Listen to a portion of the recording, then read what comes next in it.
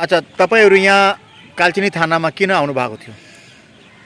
आज हामी यो थानामा कालचिनी थानामा आएको उद्देश्य चाहिँ विशेष गरेर यो आउँदो 14 जनवरीको दिन हाम्रो एउटा डुवर्समा प्रत्येक साल यसपालि 13मा हुँदैछ डुवर्स उत्सव डुवर्स दिवस हामी मनाउने गर्छौँ र त्यसको इन्भिटेसनको लागि हाम्रो ओसी साहेब गौरव खासदारजीलाई पनि हामी इन्भिटेसन दियौँ र उहाँको आश्वासन पाएर आज हामी निस्किँदैछौँ।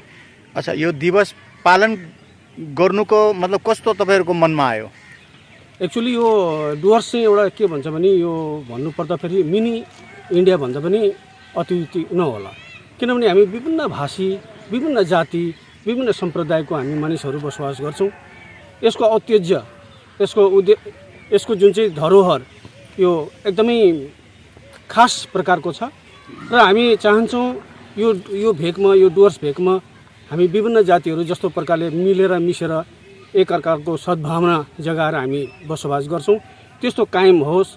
यहाँ कुनै अडचनहरू, कुनै पनि असुविधाहरू पऱ्यो भने एकअर्कामा हामी सद्भावना भाइचारा ल्याएर हामी अगाडि बढौँ भन्ने त्यही उद्देश्यले र यो उत्सव एउटा जुन चाहिँ दिवस मनाउने पर्टिकुलर 14 जनवरीको दिन दिवस मनाउने हामी गर्ने गर्छौँ।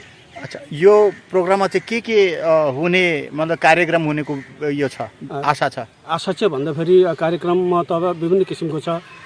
बिहान हामी विशेष गरेर एउटा रेली पनि गर्छौँ र नानीहरूलाई साना बालकका नानीहरूलाई अङ्कन प्रतियोगिता पनि गर्छौँ सधैँको चाहिँ।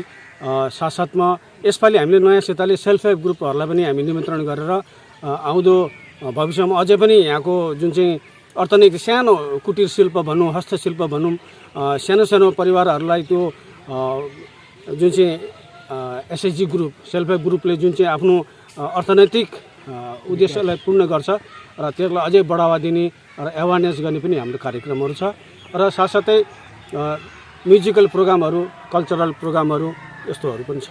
अच्छा, कुनै सङ्गठन स्थापित भएको छ यो कामको लागि? हजुर, सङ्गठनमा चाहिँ हामीले यसपालि नयाँ सितले एउटा नाम दिएको छौँ। यो सङ्गठनलाई चाहिँ डुवर्स धरोहर सांस्कृतिक सुरक्षा सदन भनेर। अच्छा, कतिजनाको कमिटी हो यो? यो 25 जनाको कमिटी छ। तपाईँको नाम? मेरो चाहिँ दिनेश सापकोटा, म कालचिनीबाटै छु र मेरो चाहिँ पोस्टमा भाइस प्रेसिडेन्ट उपसभापतिको रूपमा छु म।